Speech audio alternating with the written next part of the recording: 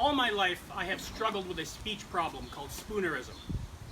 This is where I involuntarily transpose sounds from words. It's a real problem, you can look it up.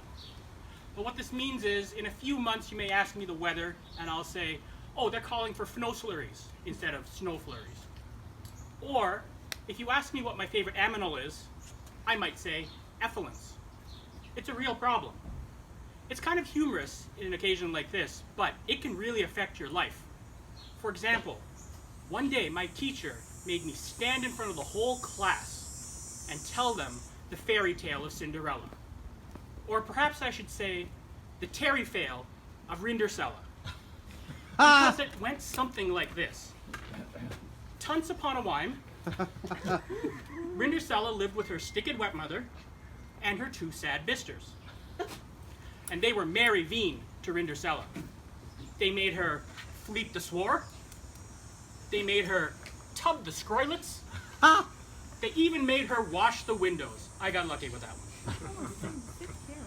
But one day, a pransome hince decided to throw a fancy fall. So he invited the people from War and Fide to his huge castle. But the sticked wet mother said, no, Rindercella, you're gonna stay home. And Rindercella was very bad. But as she was crying, she nerd ahoys. You are who? I'm your Gary Fodmother. No, weak and fray. Yeah, and you're going to that fancy fall. But I have nothing to ne'er, except these realty fags. Your realty fags are no match for my wagic mon. Hippity boppity boo, boom. And Rindercella's realty fags were transformed into a dutiful breast. And Rindercella shed jeers of toy. But mate, there's war. Gary Fodmother got a piney tumpkin. She took it outside. Beepity boppity boo. And that piney tumpkin was transformed into a cajestic marriage. Rindercella, listen to Lee. All this stagic muff ends when the mock strikes Clydnite. So Rindercella got into the cajestic marriage. She rode off to the huge castle and entered that fancy fall wearing her dutiful breast, and she locked eyes with the pransome hince. And that pransome hince had never seen a pearl this gritty. And she hooked his tart. And they danced all night until boom, bah! And Rindercella shot out of there like a hat out of bell. And as she was stunning down the rare case, she slopped her dripper.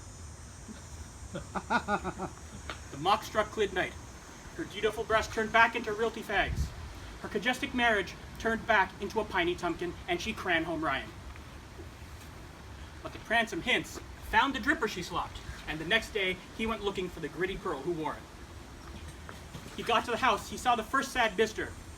He dad her sound, he fook her toot, he slide on the tripper, but it fitn't it. So he called the second sad bister. He dad her sound, he fook her toot, he slide on the tripper, but it fitn't it. And all that time, Rindercella was diding behind the whore.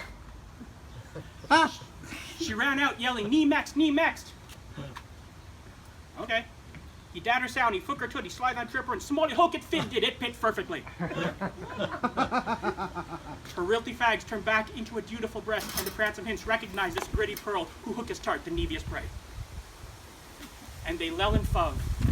They mought garried, and they had 3 chunderful wildren, 2 boys and a girl, because they were Jewish. Otherwise they would have had 2 boys and a girl. And they lived happily ever after.